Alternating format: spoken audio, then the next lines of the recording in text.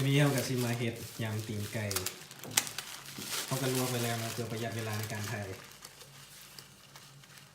มะเขือ มีมะเขือกะปิมะนาว น้ำตาล น้ำตาลเป็นนัวบะหมี่ น้ำปลา แครอทเลยกะผัดลวก โอ้ย ส้มหน้า เป็ด ส้มหน้าผู้เรียนเขากิน ใส่ เอาลงเลยปะนี่ เขาน่าจะกินแหละใส่กระรดสูง ใส่แครอท ใส่กระโหลกกันเหรอ บอกแครอทแล้วเอาไหมใส่แครอท ใส่แครอทเอาใส่ไหมแครอทเอา ใส่ ใส่ หนึ่งใส่แครอทใส่ผัก บ่มีศิลปะในการลงเลยแค่เจ๊ อันนี้เราก็แครอทลงนะอันมีสีสันมากกว่านิดนึงเราจะเอาน้ำยำแทงเห็ดด้วยใส่บักเพชรกะปิแล้วก็บุยเป็นนัวเนาะมาอยู่รัสเซียก็ต้องทำไก่บุยเป็นนัวก็นัวได้กินได้ มะเขือกะปิน้ำปลามะนาว มะนาว ง่ายๆกินง่าย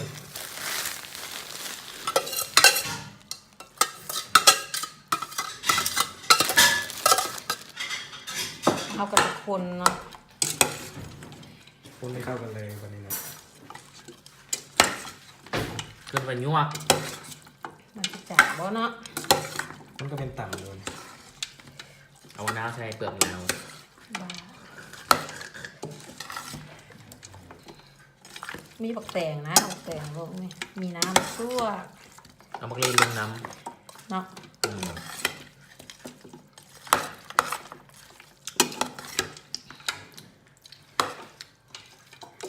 ำกัน น้ำ เนาะ ลาย ก แต ระ ก ปุงใหม่เอาบัก น้ำลาย จา แต ง ก น้ำลายแตก ตอนนี้ก็เป็นเวลา 11 โมงแล้วเนาะเท่ากัน เขียวเฮ็ดเขียวแล้วอีนายน่ากระดาหูเฮ็ดจังยู่เฮ็ดอะไรอีนายใส่หูน้ำกระเตอร์นี่เฮ็ดน้ำกลิ่นน้ำสีแล้วเนาะนี่มาซีม สี ก็จะได้เลย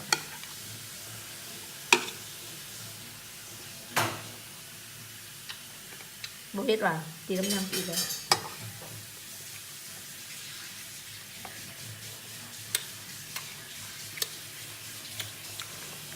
บุเข้มข้นเนาะ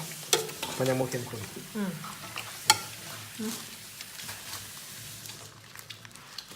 ปรุงเติมปรุงเติม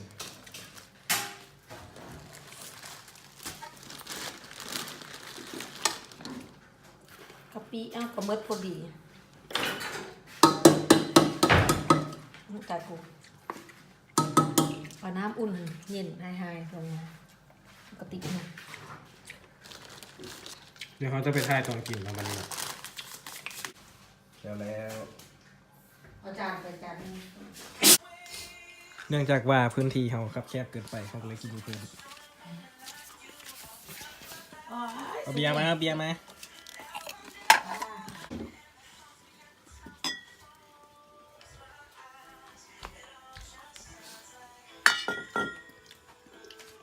ยอมจิตใจ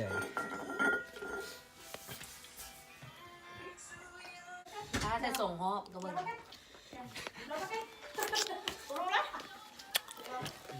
แสงมาถึงหน้ากูเลยมึงมาเลยพี่น้อง กินตามกิน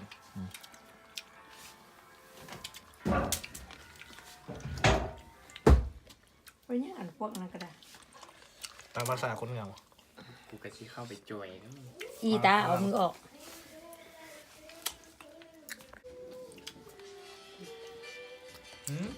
โหลดวะ เฮ้ย พอดีเลย ไม่เห็นไม่เห็น พอดี ยกขึ้นมายกขึ้นมาเฮ้ยกระสุดท้ายเลยเนาะ